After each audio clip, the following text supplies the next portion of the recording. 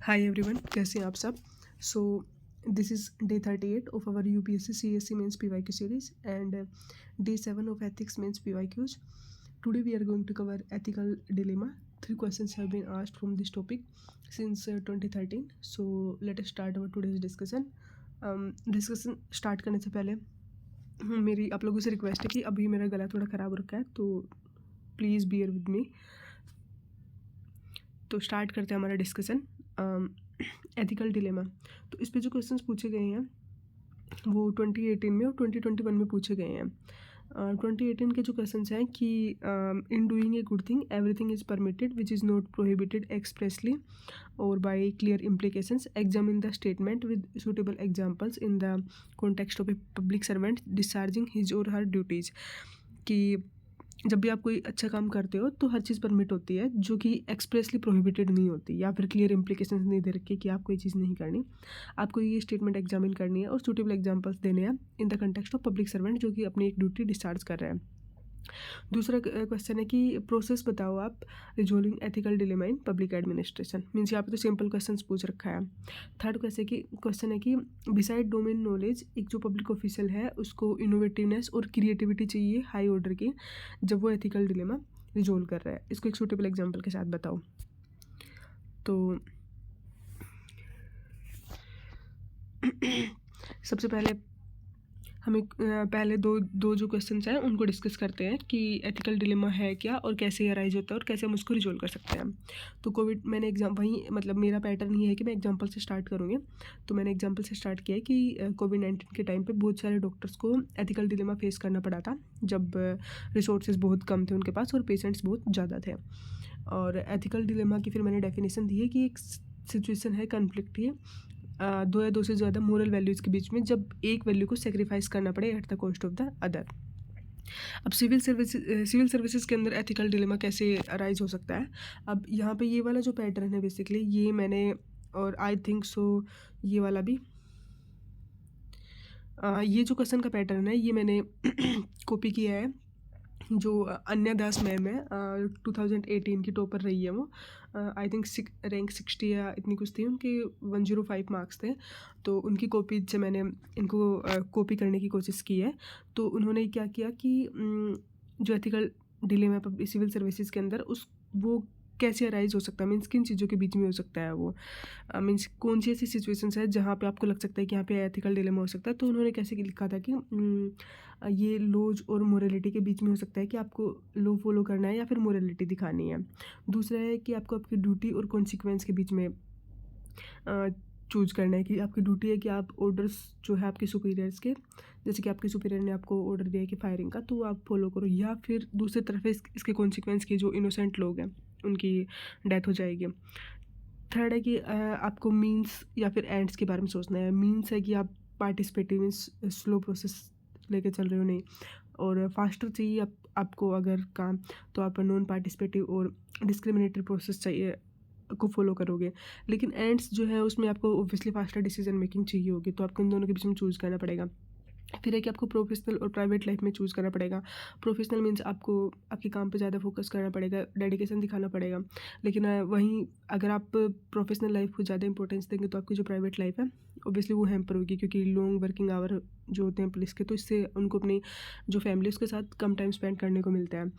और फिर है इंडिविजुअल और ऑर्गेनाइजेशनल के बीच में कि इंडिविजुअल्स की खुद की कुछ मोरल है, लेकिन ऑर्गेनाइजेशन के जो मान लो कोई भी कंपनी है उसके इंटरेस्ट हैं, उसके अलग इंटरेस्ट हैं, तो वो आपकी जो मोरल वैल्यूज है उनको उनके साथ कन्फ्लिक्ट कर रहे हैं। अब एथिकल डिलेमा क्यों अराइज होता है। अब ये तो था कि किन किन चीज़ों के बीच में, फिर कैसे अराइज हो सकता है और क्यों अराइज होता है कि जब आपके पर्सनल डिस्क्रिशंस जो हो विद इन रूल्स, जैसे कि कॉल स्कैम्स।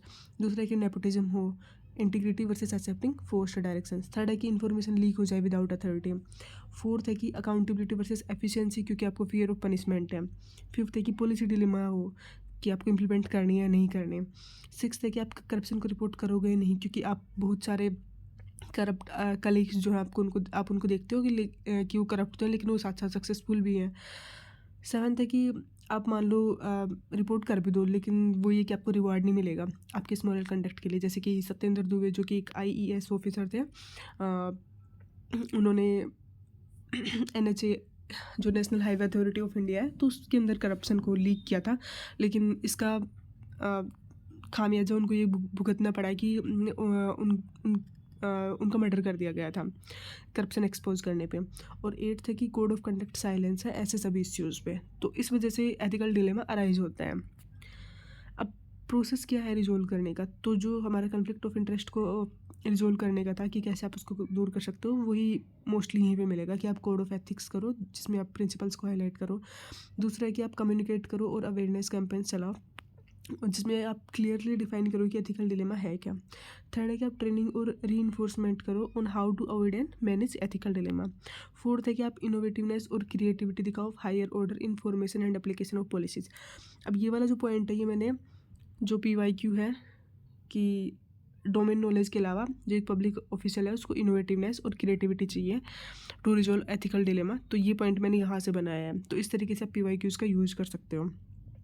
फिफ्थ है कि आप सपोर्ट कीजिए कंटेक्स्ट और कल्चर को ताकि डिसीजन मेकिंग में हेल्प मिले। और सिक्स्थ है कि आप मॉनिटरिंग और अकाउंटेबिलिटी बढ़ाइए ताकि आप अप्रोप्रिएट एक्शंस ले सको। अब इनोवेटिवनेस की ज़रूरत क्यों है, ये हमारा लास्ट वाला क्वेश्चन है। पहले 2 क्वेश्चन यहीं पे एंड होते हैं क्योंकि वहाँ पे बात की गई थी कि एथिकल डिलेमा अराइज क्यों होता है और कैसे आप उसको रिजोल्व कर सकते हो। जो थर्ड क्वेश्चन था वहाँ पे बात कर रही थी कि इनोवेटिवनेस की ज़रूरत क्यों है और फिर आपको एक एग्जाम्पल के थ्रू इसको समझाना था। तो इनोवेटिवनेस की ज़रूरत इसलिए है क्योंकि हेल्प करती है बैलेंस करने में कि जो आपकी कन्फ्लिक्टिंग वैल्यूज़ है और एक विन विन आउटकम्स निकाल के लेके आती है। दूसरा है कि ये प्रोसीजरल रिजिडिटी को कम करती है और ऑफिसर्स को हेल्प करती है कि वो स्प्लिट ऑफ लॉ के साथ काम करें। थर्ड है ये एनेबल करती है quick problem solving under constraint, जैसे कि आपके पास लिमिटेड रिसोर्सेज हैं या फिर टाइम प्रेशर है तो उस टाइम पे काफ़ी हेल्प कर सकती है आपके। और फोर्थ है कि ट्रस्ट और ट्रांसपेरेंसी बढ़ाता है। जो पब्लिक की ट्रस्ट है, पब्लिक का जो ट्रस्ट है वहाँ पे बढ़ता है और सस्पिशन जो है वो कम होता है। अब यहाँ पे मैंने एक एग्जांपल दिया एक म्यूनिसिपल ऑफिसर का, जिसको ये पता चलता है कि जो स्लम रेजिडेंट है उन्होंने इलीगली टैप कर लिया है वाटर पाइपलाइंस को। अब जो उसकी डोमेन नॉलेज है वो ये कहती है कि अनलॉफुल है क्योंकि जो पाइप है उनको रिमूव करना चाहिए और ऑफेंडर्स जो है उनको पेनलाइज करना चाहिए। लेकिन अब यहाँ पे एक एथिकल डिलेमा है जो कि डीपर है काफ़ी, कि अगर वो कनेक्शंस को रिमूव कर देगा तो हाइजीन ऑब्वियसली हाइजीन की सिचुएशन हाइजीन को खतरा रहेगा और जो वुमेंस है उन पे बर्डन आएगा, उनकी डिग्निटी ऑफ उनकी जो डिग्निटी ऑफ लाइफ है उस पर क्वेश्चन उठेगा। लेकिन अगर आप अलाउ कर देते हो इलीगल टैपिंग को तो वो विलेट कर रहा है रूल्स और अनकरेज कर रहा है मिसयूज़ को। अब जो म्यूनसिपल ऑफिसर है वो क्या इनोवेटिव सॉल्यूशन निकाल सकता है, तो वो क्या करेगा, वो रेगुलराइज कर देगा सप्लाई को, जो वाटर सप्लाई उसको। और कैसे करेगा, by creating community managed legal water points, install करेगा मीटर, चार्ज करेगा नॉमिनल यूजर फी और पार्टनर करेगा एक NGO के साथ ताकि वो जो पानी का जो यूजेज है उसको मॉनिटर कर सके। तो इस तरीके से वो एक इनोवेटिव सॉल्यूशन का यूज़ करके इस प्रॉब्लम को अच्छे से सोल्व कर सकता है।